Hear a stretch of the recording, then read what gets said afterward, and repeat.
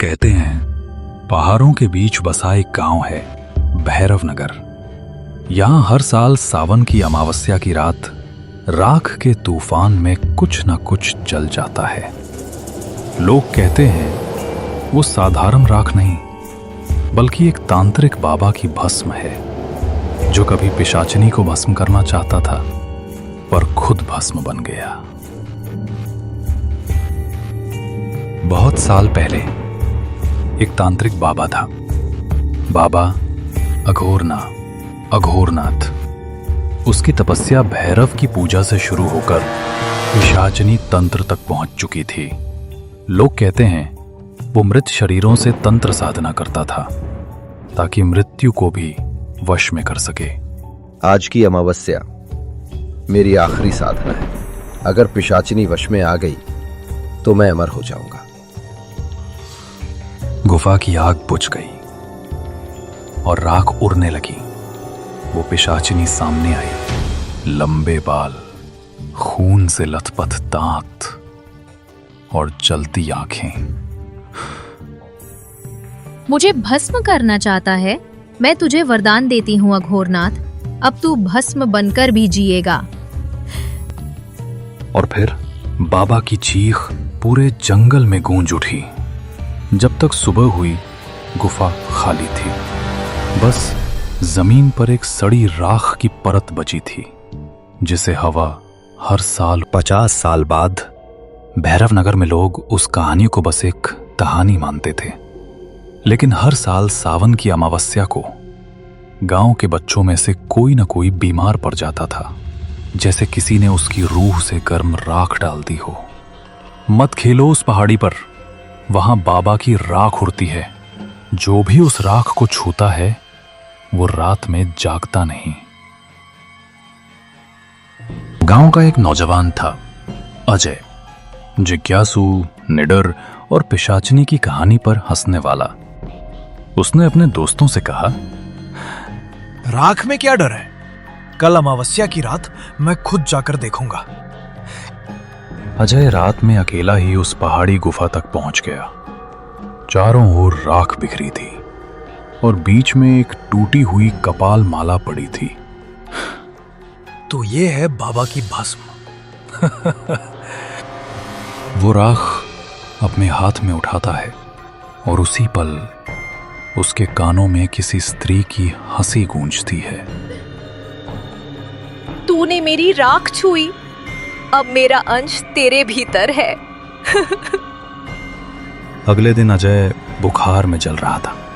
गांव के वैद्य, पुजारी कोई कुछ नहीं कर पा रहा था। रात होते ही उसका शरीर कांपने लगता और उसकी आंखें लाल हो जाती।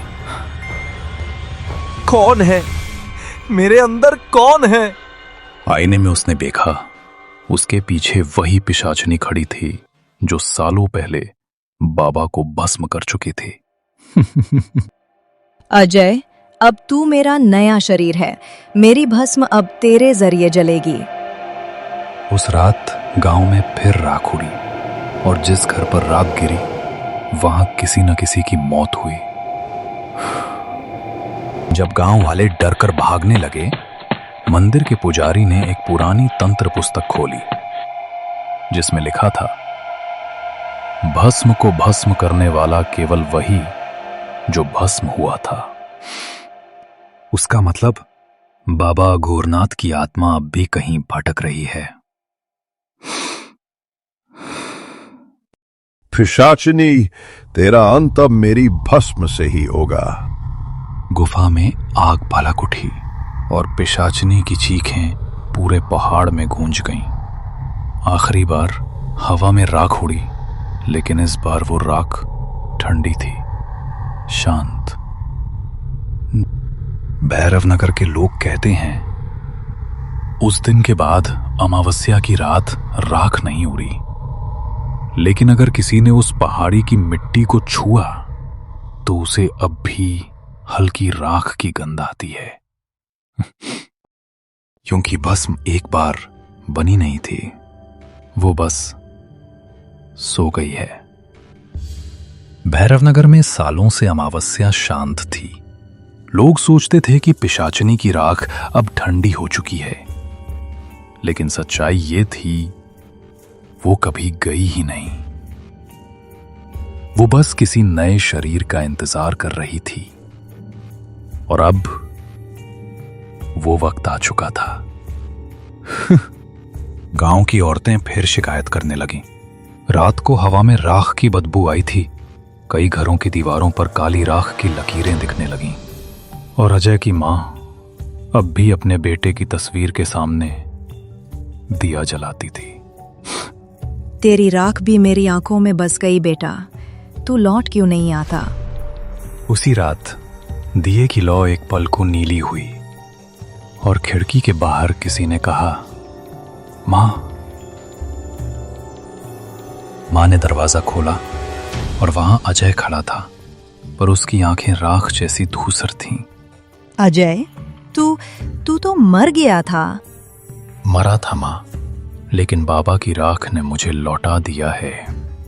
अजय अब इंसान नहीं था। उसके भीतर बाबा अघोरनाथ की आत्मा और पिशाचिनी दोनों का अंश बस चुका था। वो भस्म का जीव बन चुका था, आधा तांत्रिक आधा राक्षस। अगले ही दिन गांव में 3 लोग मरे मिले। उनके मुंह से राख निकल रही थी और आंखें जल चुकी थीं। गांव वाले, भस्म लौट आई है, बाबा की राख फिर जाग उठी है। लोग मंदिर की ओर भागे, लेकिन मंदिर की दीवारों पर किसी ने लाल राख से लिखा था, तंत्र अधूरा है। गांव के बाहर रहने वाला एक बूढ़ा साधक भैरवनाथ कभी बाबा अघोरनाथ का शिष्य था। अघोरनाथ की आत्मा ने खुद को भस्म किया था, लेकिन पिशाचिनी का वरदान अधूरा रहा। अब उसका अंश अजय के शरीर में पल रहा है। अगर उसे न रोका गया तो पूरी धरती राख बन जाएगी।